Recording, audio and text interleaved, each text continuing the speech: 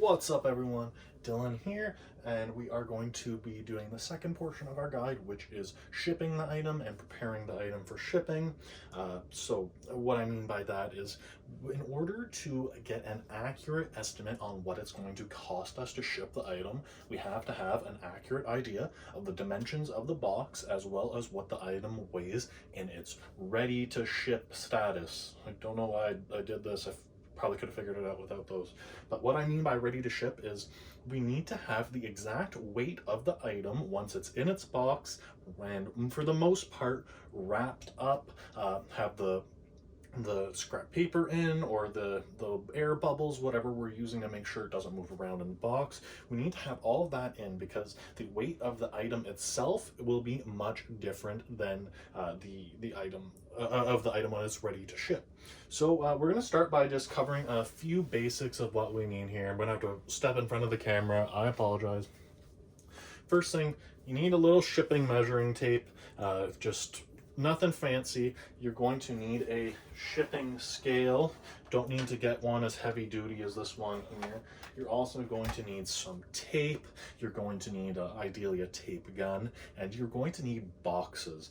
I never throw away a box after I receive an item in the mail. It's not a terrible habit, not a great habit. It's bordering on being a hoarder.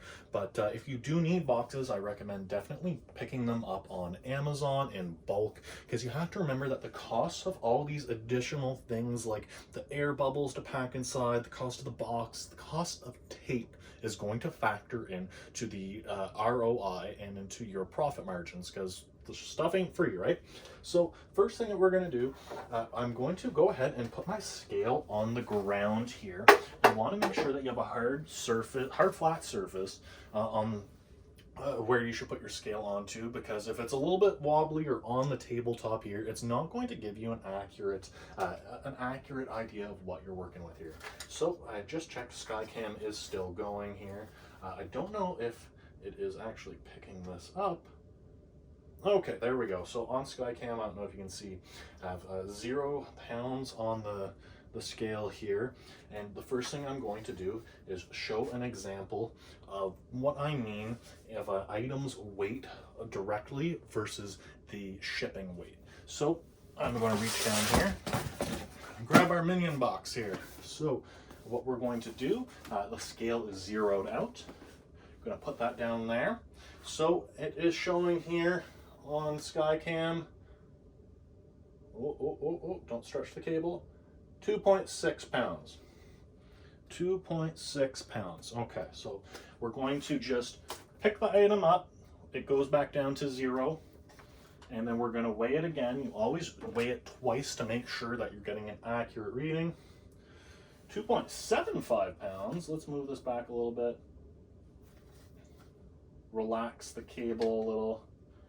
2.8 pounds. Okay, see, I have different readings, which is exactly why we are doing multiple weighs, just to make sure that we're getting the right information. I'm going to put it back down. 2.65. So that's what we're going to be going with. It seems like it's going to be fairly accurate. It's not going to be off enough, but just switch to 2.8. So you know what? Scratch that. 2.8 is what we're going to be using as our estimate of just the item itself. But now we're going to take the item off. I found this box here.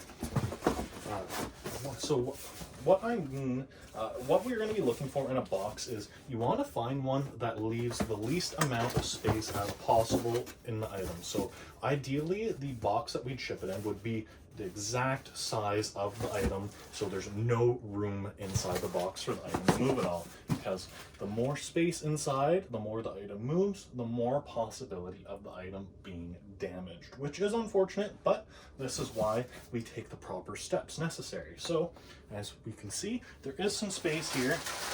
Apologize for the crinkling. We're going to take some just shipping paper. We're going to fill the item here. We'll catch it on the Skycam. Just double checking in to make sure Skycam's still rolling. I see the dots. That means we're rolling. Okay, okay.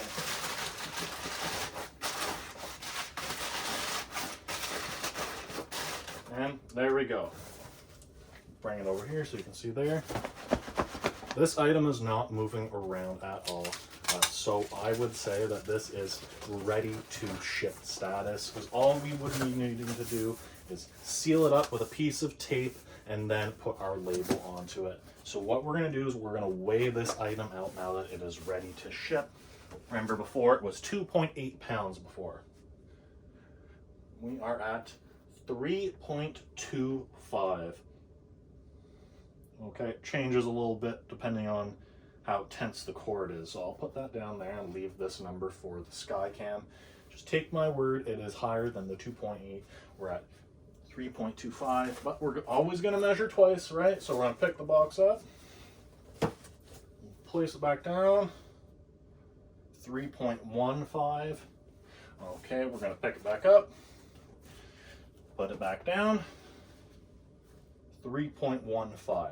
So that is the difference between the item when it is ready to ship versus the item itself, which was 2.8 pounds. So as you can see, there's a little bit of a difference, but that small amount is what is the difference between getting an accurate estimate of your cost to ship versus just having an inaccurate measurement, which is, while you're doing the measurements, you might as well take it accurately. Otherwise, it's just bad business.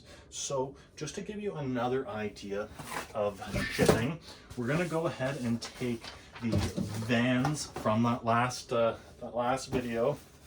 So we're under just the plain white vans here. We're going to go ahead. I already found a box that was close to size to ship it. You see, there's not too much room for this box to move around, but there is still some room for it to move around. So what we would do, more of that packing paper. Let's get it into the Skycam mode here.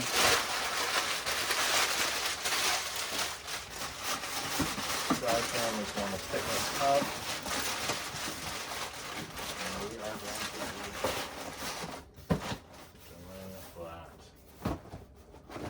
So as you can hear, there's still a little bit amount of room for it to move around, but there's not enough room for the item itself to get damaged in transit. So now that we already have seen the difference between the item's weight and the ready to ship weight, we know that the item's weight itself is irrelevant. All we need to know is the weight of the item that we're going to ship, and this is now in ready to ship status. So what we're going to do, place it on the platform. It's giving us 3.25, 3.35. Okay, so we're going to just say 3.35. When you're dealing with weight and you say you get multiple weights, always go with the highest one.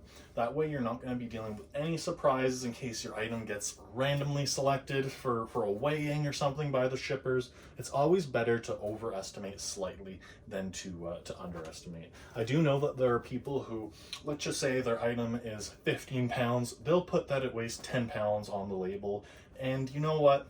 That is not how I do business.